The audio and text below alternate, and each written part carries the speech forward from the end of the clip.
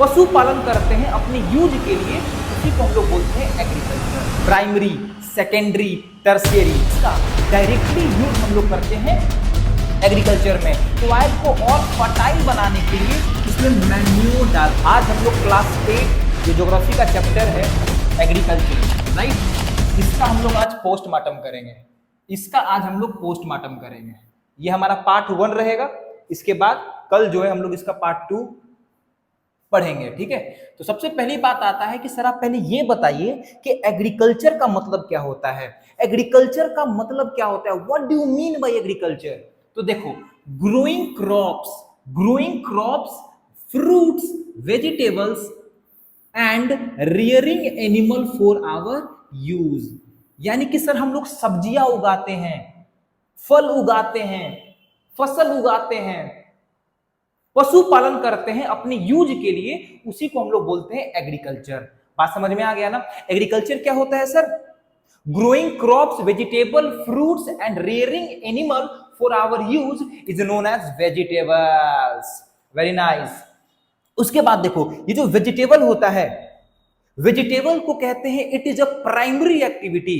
क्या है ये, प्राइमरी एक्टिविटी है। हम लोग को पता होना चाहिए कि जो इकोनॉमिकल एक्टिविटी होता है वो 3 प्रकार का होता है। कौन कौन सा, primary, secondary, tertiary. Primary, secondary, tertiary. उसी तरीके से जो एग्रीकल्चर आता है वो आता है हमारा प्राइमरी एक्टिविटी में। किसमें आता है, प्राइमरी एक्टिविटी में आता है। सर एग्रीकल्चर प्राइमरी एक्टिविटी में क्यों आता है, एग्रीकल्चर प्राइमरी एक्टिविटी में क्यों आता है, क्योंकि प्राइमरी एक्टिविटी में क्या होता है कि इस एक्टिविटी में रिसोर्सेज, जो नेचुरल रिसोर्सेज है, इसका डायरेक्टली यूज हम लोग करते हैं, लाइक लैंड, सॉइल और वाटर। ये सब क्या है, ये सब का सब जो है नेचुरल रिसोर्सेज है और इसका डायरेक्टली यूज हम लोग करते हैं एग्रीकल्चर में। That's why agriculture is a primary activity, right.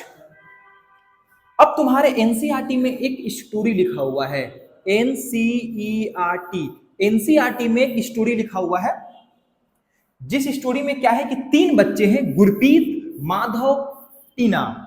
ये सब जो है विलेज में टहल रहे थे। जब ये टहल रहे थे तो ये क्या देखे कि एक फार्मर जो है, एक फार्मर फील्ड में काम कर रहा है।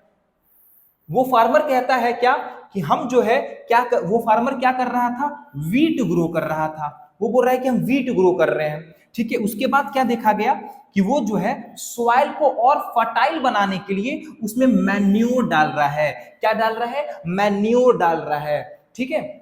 सॉइल क्या क्या, ये मैन्योर क्या होता है, ये क्लास 8 के साइंस के फर्स्ट चैप्टर में क्रॉप प्रोडक्शन एंड मैनेजमेंट, उसमें पढ़ना है कि मैन्योर क्या होता है, ठीक है।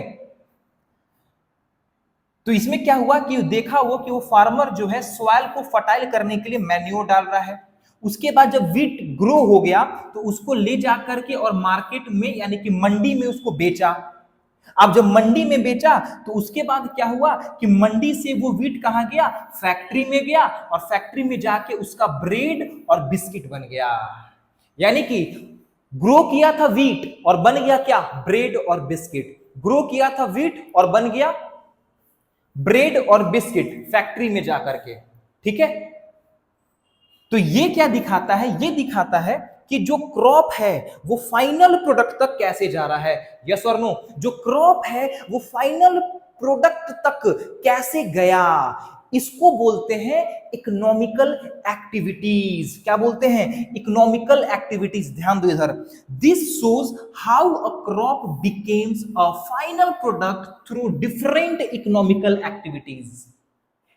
इसमें हम लोग ये देखें कि जो क्रॉप है वो ब्रेड बन गया, जो वीट है वो ब्रेड बन गया बाई डिफरेंट इकोनॉमिकल एक्टिविटीज के द्वारा, ठीक है। तो यहां पे सर आप लिखे हैं क्या, इकोनॉमिकल एक्टिविटीज। तो आ जाओ देखते हैं कि इकोनॉमिकल एक्टिविटीज क्या होता है। देखो, इकोनॉमिकल एक्टिविटी 3 प्रकार का होता है। अभी जस्ट थोड़ी देर पहले हम लोग डिस्कस किए थे, प्राइमरी एक्टिविटी, सेकेंडरी एक्टिविटी और टर्शियरी एक्टिविटी। आ जाओ, इस स्लाइड में सब कुछ डन ना। ये एनसीईआरटी का स्टोरी है, एग्रीकल्चर क्या होता है हम लोग ये जान लिए। फिर हम लोग ये देखें कि एग्रीकल्चर जो होता है सर वो प्राइमरी एक्टिविटी होता है। बोलो यस, वेरी गुड। अब आगे देखते हैं, राइट। नेक्स्ट, हाँ, 3 टाइप्स के इकोनॉमिकल एक्टिविटी होते हैं। सबसे फर्स्ट में आता है primary activity. Sir primary activity क्या होता है? वैसा एक्टिविटी जिसमें हम लोग नेचुरल रिसोर्स का डायरेक्ट यूज करते हैं। वैसा एक्टिविटी जिसमें हम लोग नेचुरल रिसोर्स का डायरेक्ट यूज करते हैं, वैसे एक्टिविटी को बोलते हैं प्राइमरी एक्टिविटी। यहां पे देखो 2 पॉइंट में लिखा गया है। पहला point, direct use of natural resources. आ गया बात समझ में? एग्जाम्पल, फार्मिंग, फिशिंग, माइनिंग और गैदरिंग। अब देखो ये सब एग्जाम्पल है प्राइमरी एक्टिविटी का। किसका? प्राइमरी एक्टिविटी का एग्जाम्पल है। तो तुम्हारे एग्जाम में क्या आएगा कि बताओ ये जो गैदरिंग है, ये जो गैदरिंग है, गैदरिंग किस इकोनॉमिकल एक्टिविटी में आता है? तुम लोग क्या बोलोगे? सर ये जो गैदरिंग है वो प्राइमरी एक्टिविटी में आता है। ये एग्जाम्पल इंपॉर्टेंट है, IMP, ठीक है, कॉम्पिटेटिव एग्जाम्स में भी ये आते हैं, right. Fishing sir primary activity, farming sir primary activity. यानी देखो ब्रेन का यूज करना है कि जिस भी प्रोसेस में लैंड का यूज हो, जैसे माइनिंग, माइनिंग में क्या होगा कि हम लोग लैंड में ड्रिल करेंगे, राइट। तो माइनिंग भी क्या हो जाएगा? प्राइमरी एक्टिविटी हो जाएगा। डन। अब आगे देखते हैं। अब आता है सेकेंडरी एक्टिविटी। अब क्या आता है? सेकेंडरी एक्टिविटी आता है। देखो, थिंग्स आर मेड और मैन्युफैक्चर्ड यूजिंग रॉ मटेरियल।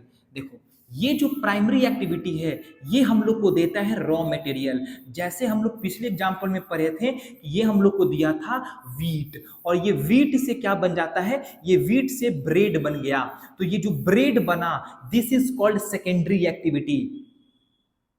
यानी कि सर जो रॉ मटेरियल है उसका यूज करते हैं हम लोग इंडस्ट्री में और उसको मैन्युफैक्चर करते हैं, वो हमारा एक्टिविटी जो हो जाता है वो होता है सेकेंडरी एक्टिविटी, राइट। वो हमारा सेकेंडरी एक्टिविटी होता है। जैसे देखो, making steel, baking bread, weaving cloth. तो तुम्हारे एग्जाम में क्या आ जाएगा कि बताओ जो स्टील जो बनाता है, स्टील, मेकिंग स्टील किस इंडस्ट्री में आएगा? तो सेकेंडरी इंडस्ट्री में आएगा, सेकेंडरी एक्टिविटी में आएगा। वीविंग क्लॉथ सेकेंडरी एक्टिविटी में आएगा, ठीक है, ठीक है ना। फिर लास्ट में आता है टर्शियरी। तो ध्यान दो, यहां पे ध्यान दो, यहां पे था प्राइमरी एक्टिविटी, यहां पे था सेकेंडरी एक्टिविटी।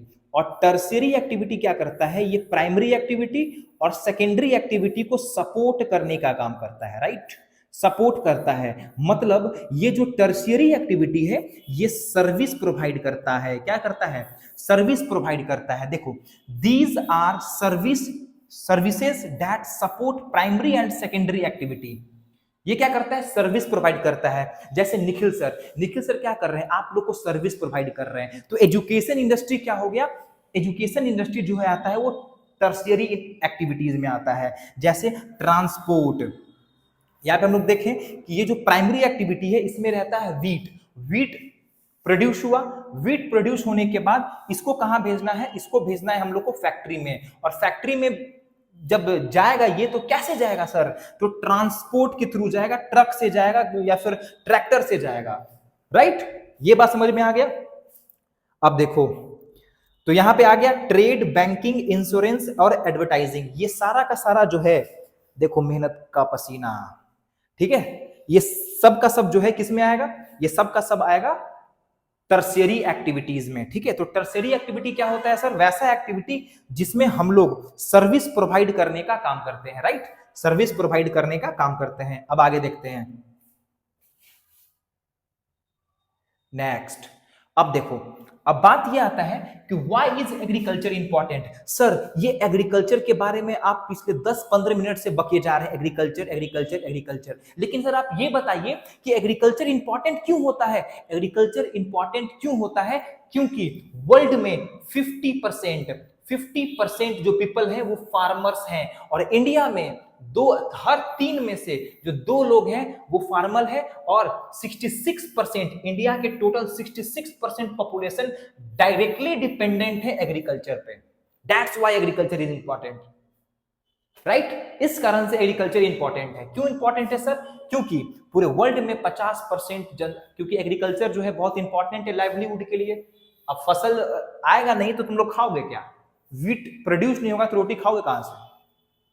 ठीक है, ये बात समझ में आ गया कि एग्रीकल्चर इंपॉर्टेंट क्यों है सर? क्योंकि ये बहुत मेन सोर्स है लाइवलीहुड का, फर्स्ट। सेकंड क्या कि पूरे वर्ल्ड में ये 50%, पूरे वर्ल्ड में ये 50% जनसंख्या पूरे वर्ल्ड में डायरेक्ट फार्मर है, और इंडिया में हर 3 में से 2 आदमी फार्मर है या फिर एग्रीकल्चर पे डिपेंडेंट है।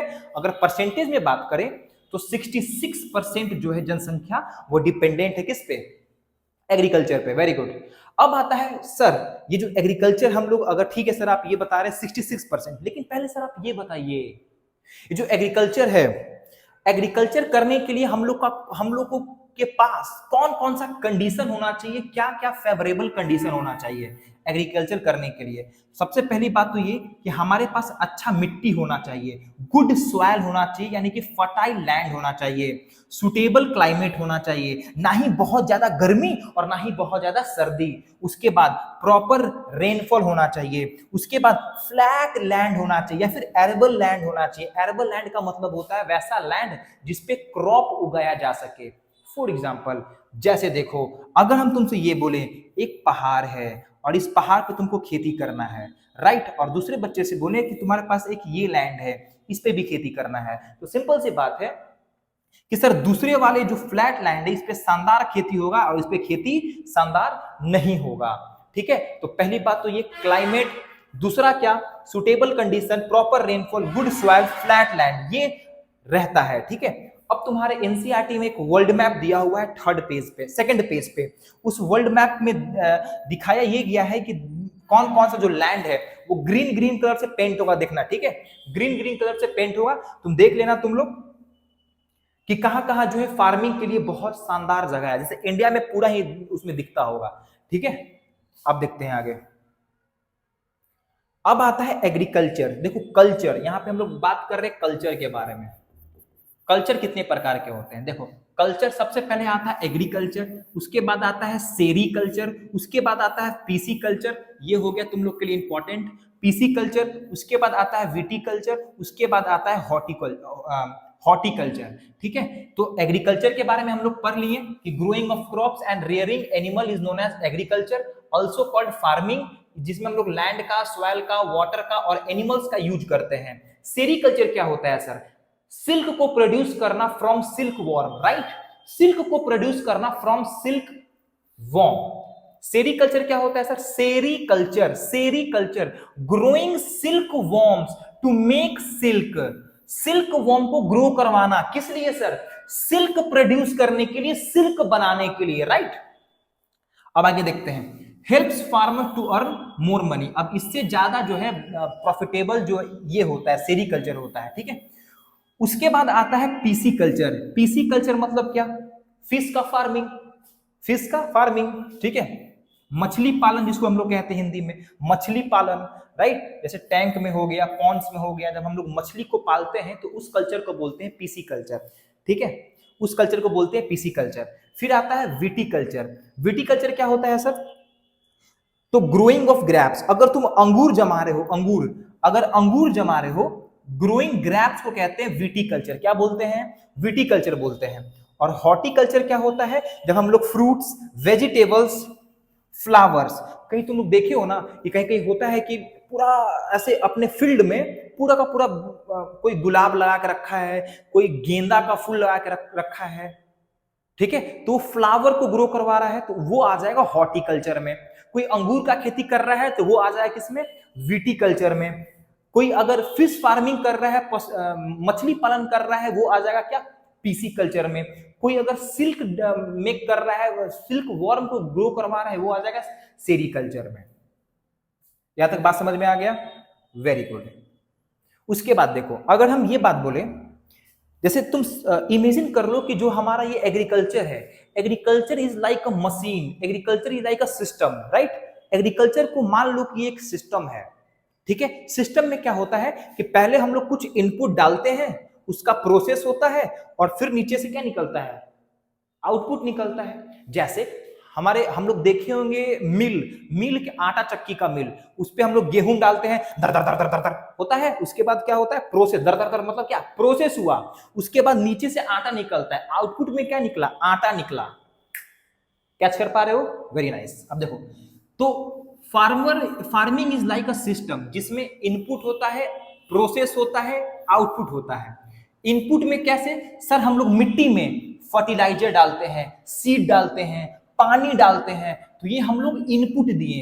ये भी एग्जाम में आएगा कि इनपुट का तुम एग्जांपल बताओ, तो वाटर, फर्टिलाइजर, सीड हम लोग किस में डाल दिए, मिट्टी में डाल दिए, राइट। उसके बाद उसका होगा प्रोसेस। प्रोसेस मतलब क्या, प्लोइंग किए सर, सोइंग किए सर, इरिगेशन किए और हार्वेस्टिंग किए। ये तुम लोग को पता होना चाहिए क्योंकि हम लोग ये पढ़ चुके हैं chapter 1 crop production science chapter 1 में कि प्लोइंग क्या होता है, हार्वेस्टिंग क्या होता है, सोइंग क्या होता है और इरिगेशन क्या होता है। इसका हम लोग प्रोसेस किए। उसके बाद निकला आउटपुट। आउटपुट में क्या निकलता है सर, ऑफ कोर्स क्रॉप निकला, मिल्क, वेजिटेबल, ये सब हमारा आउटपुट का क्या है एग्जांपल है, राइट। तो हम लोग अगर एग्रीकल्चर को अगर एक सिस्टम समझे तो हम लोग इनपुट आउटपुट और प्रोसेस के बारे में देख लिए। थोड़ा सा और डिटेल में जानते हैं इनपुट। देखो यहाँ पे इनपुट में क्या, जैसे सीड, हम लोग सीड डालते हैं, फर्टिलाइजर एंड केमिकल्स डालते हैं, मशीनरीज हो गया, लेबर हो गया, राइट। सीड, फर्टिलाइजर, मशीनरी और लेबर, ये किसका एग्जांपल है, इनपुट्स का, थिंग्स नीडेड फॉर फार्मिंग। तो इनपुट में क्या, सीड्स डाले, फर्टिलाइजर डाले, केमिकल्स डाले और मशीनरी डाले, ठीक है, मशीनरी और लेबर, ये सब एग्जांपल हुआ तुम्हारा इनपुट का।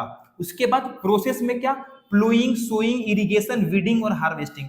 प्लोइंग मतलब सर मिट्टी को कोरना, ये हो गया प्लोइंग। सेकेंड चीज सोइंग क्या सर, स्कैटरिंग ऑफ सीड। इसमें हम लोग देखे थे कि दो तरीके से, बाई ब्रॉडकास्टिंग और बाई सीड ड्रिल्स, दो तरीके से हम लोग स्कैटर करते हैं सीड को। उसके बाद आता है इरिगेशन, पानी पटाना। उसके बाद वीडिंग, अनवांटेड प्लांट को हटाना। हार्वेस्टिंग मतलब क्रॉप को काटना। और आउटपुट में निकलता है हमारा क्रॉप, वेजिटेबल, मिल्क, एग, उल, ये सब किसके एग्जांपल है, आउटपुट के एग्जांपल है, ठीक है। जैसे लिखवाया जा रहा है वैसे कॉपी में छाप लेना है, ठीक है, और एग्जाम में टेप किया जाना है। अब आगे देखते हैं फार्मिंग क्या होता है sir, input plus process output, ठीक है। इनपुट डाले, प्रोसेस हुआ, आउटपुट निकला, समझ में आ गया, इनपुट आउटपुट और प्रोसेस। इस स्लाइड से क्वेश्चन आएगा बहुत ज्यादा, ठीक है। अब आगे देखते हैं, अब देखते हैं हम लोग टाइप्स ऑफ इनपुट। इनपुट जो हम लोग डाल रहे हैं वो कितने प्रकार के होते हैं। एक होता है तुम्हारा फिजिकल इनपुट, जैसे सनलाइट, रेनफॉल, टेम्परेचर, सॉइल और स्लोप। ये क्या हो गया, ये हमारा हो गया फिजिकल इनपुट। फिजिकल इनपुट में आता है सनलाइट, रेनफॉल, टेम्परेचर, सॉइल और स्लोप। एग्जाम में आगे लिख दोगे, वेरी नाइस। ह्यूमन में क्या होता है, जैसे लेबर, स्टोरेज, मशीन और केमिकल। लेबर, हम लोग फील्ड में लेबर लगाते हैं, हम लोग ग्रेन्स को स्टोर करते हैं, हम लोग मशीन लगाते हैं हार्वेस्ट करने के लिए, हम लोग केमिकल, फर्टिलाइजर, पेस्टिसाइड्स, मैन्यूर, ये सब डालते हैं हम लोग फील्ड में। ये सब हो जाता है ह्यूमन इनपुट। आ रहा है बात समझ में। बस अभी हम लोग यहीं तक रखते हैं, बाकी का हम लोग देखेंगे कल, ठीक है। तो आज की सभा ये समाप्त हुई, तब तक के लिए थैंक यू।